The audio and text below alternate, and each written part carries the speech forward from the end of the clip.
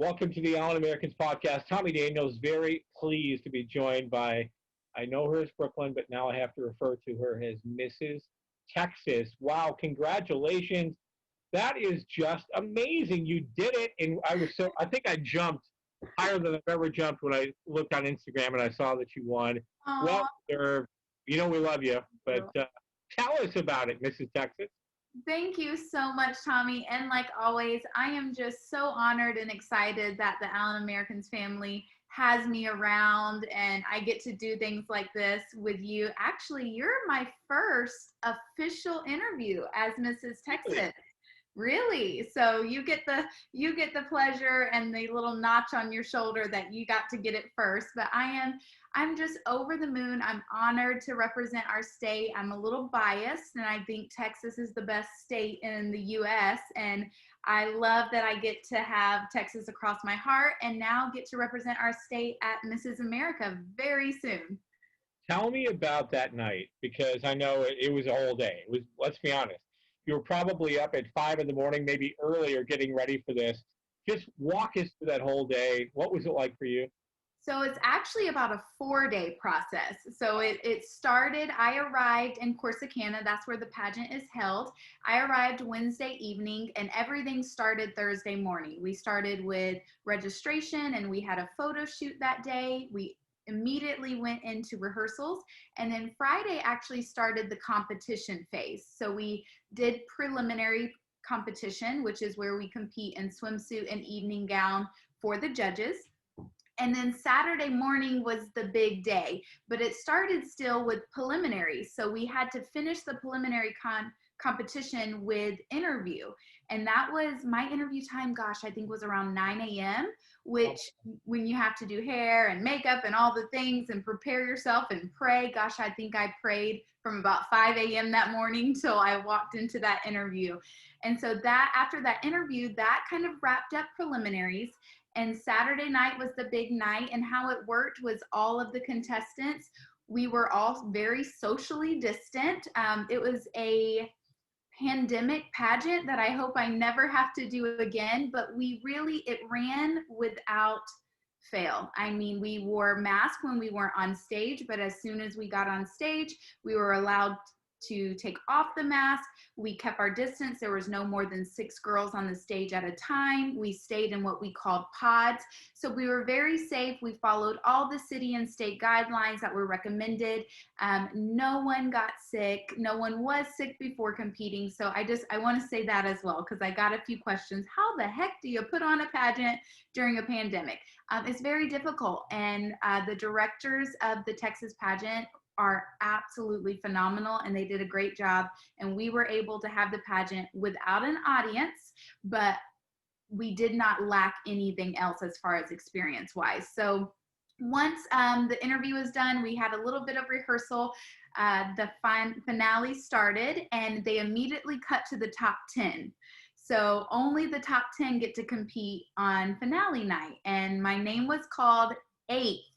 So out of the top 10. So my heart was like, oh gosh, is it going to be my name? And I was called and started to compete in swimsuit and evening gown. And then I was called again for top 6. And I believe I was 5th during that call out. So again, I was like, geez, like, come on, just say my name. And I had my onstage question, which really, talking has always been a fun thing for me. So interview and onstage question are kind of my favorite thing, whereas I think some contestants, oh, I've got a visitor. Sorry. Okay, go. Can I go change your By the way, I'm a mom. You sure can. I've got a lot of those kiddos. Hi. Okay, bye, Your bud. mommy is pretty cool, huh? They all think I'm very cool for now, until they're a lot older and they're like, Mom, can you please put the sash away? But so I did my onstage interview, and then the most fun part of the night, other than obviously winning the crown, was getting to hear the specialty awards. So they start saying awards for all the contestants who won the fitness award, the evening gown award, the interview award. There's a bunch. I ended up winning 7 of them. And so at that point, it kind of hit me that I might be taking home the crown, but you still never know. And then ultimately my name was called, and it was probably one of the proudest moments of my life. And really in my heart, I was just so excited for my family and my supporters, because I knew that it meant a lot to me, but it meant a lot to other people as well. This is Brooklyn Rivera. She, of course, was an ice angel for several years. And she competed in the Mrs. Texas, and won recently. Now it's Mrs. USA, or is it Mrs. America? Mrs. America is where I'll be Mrs. going. America. Yes. Okay. So when is that competition?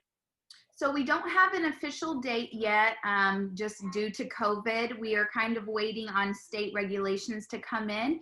We have been told to anticipate, though, November. So very, very fast. We were told yesterday that our headshots are due in a few weeks, as well as our paperwork. So that just means that the ball is rolling, and the organization, the Mrs. America organization, is going to be prepared as soon as they can release dates. We do have a location. It will be in Las Vegas at the Westgate. So I am just so excited. I've never been to Vegas. Like, I think I mentioned that before. So I think it's just so crazy that my first time there will be Mrs. America. Well, I have no doubt you're going to win that as well. Anybody that knows you, and and I've known you for a long time, it's not just about the beauty; it's about the personality, and you have a vote, and you're one of those people that I've always not surprised. I don't think anybody that knows you is surprised at what you've done, what you've earned, and you definitely very, very deserving. And I can't wait to say, I know a Mrs. America. Now, I will tell you something funny, and it's dating me, but I actually, when I went to prom my junior year with a Miss USA way back in the day. Okay. Lawyer. So, I have a little royalty in my blood. I don't know why she went to prom.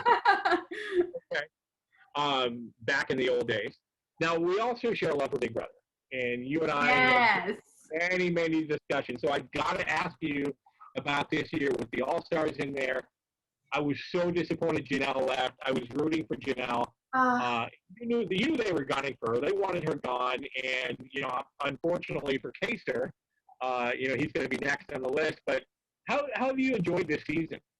You know what? We talked about this right before the pageant, and it was right days before they announced that it was All Stars. And we kind of had a feeling that was where CBS was going, just due to the pandemic. And I have not been disappointed. They got a great group of people in there. I would have loved to see Kat Dunn in there, just because I think her personality, and she has really stepped up her game since leaving the house. But it was really sad to see Janelle gone. She is such a fierce player, and I love a girl that gets glammed up every day to sit in a house. So, but you know what? My favorites have shifted already. It's only been about 4 weeks, but Christmas is her social game. I think she's coming in strong. And then Ian, you gotta love Ian. Like, I don't know why they don't think he's a bigger threat than he is. He is a previous winner. There's only two winners totally in the house, him and Nicole, and they are just letting Ian slide on through. And he, Brooklyn, be arguably the greatest player to ever play the game. Some would say Derek. I still think Dan Giesling was the best player ever to play Big Brother. And Ian took him down. He eliminated him from being a two-time winner. So I think you're right. You're dead on. I like Christmas as well. I think there's a part of me that's just rooting for Enzo. He's so funny. Yes. Those guys, he's just like, if you're following Big Brother, you know what we're talking about. But I would not be disappointed if Christmas won. I thought she was a great player, and unfortunately, the foot injury last time really hurt her. But you know what? When it's All Stars, you never know. And Tyler, obviously, everybody likes Tyler, and they have the big line, and Cody. It would be interesting to see if it came down to Cody and Tyler in the final two. And we all know they have a final two deal. Who would win there? Would Cody be again the bridesmaid, never a bride, or would Tyler get his first one? Right. I just think with Tyler, and I hope, Tommy, that it's not my mic that's that's breaking up, because I hear a little bit of a breakup right now. But I think with Tyler, he just puts his hand in too many pots and he's going to get burnt. And I think this time around, he's going to get burnt a lot faster than he did in his own season, just because he's playing with some big names that know his game. They studied him already. So you got to know that it's not just them that he's promising stuff to. So that's my only downfall with Tyler. I love his social game though, and I love him as a player. I just don't see him going as far this season as he did in his own season. Oh, and I've got a doggy too. Everyone wants to join the podcast today. Oh, and we thank you. It was great to be, your first interview after, we're proud of you. And of course, American fans, last time after we had you on before the This Is America, a lot of the fans chipped, chimed in and said, hey, thanks for doing that. We need to hear from more Ice Angels. So guess what? You got her again. Brooklyn's back, and this time she's got the crown, so to speak, but what do you call that you wear around your shoulder? Yeah, this is my sash. So my sash, okay. And then my crown is over in its little crown box, staying nice and shiny. You probably wouldn't tell us, but did Eddie cry the night when you won? Did Eddie cry? Yeah.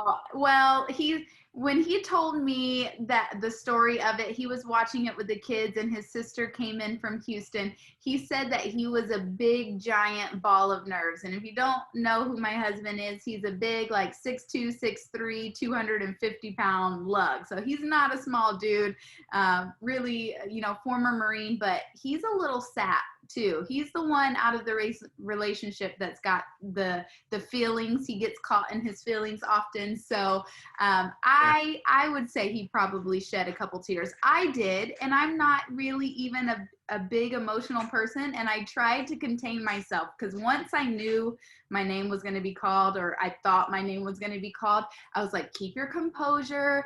They're going to be taking photos. This video will live forever.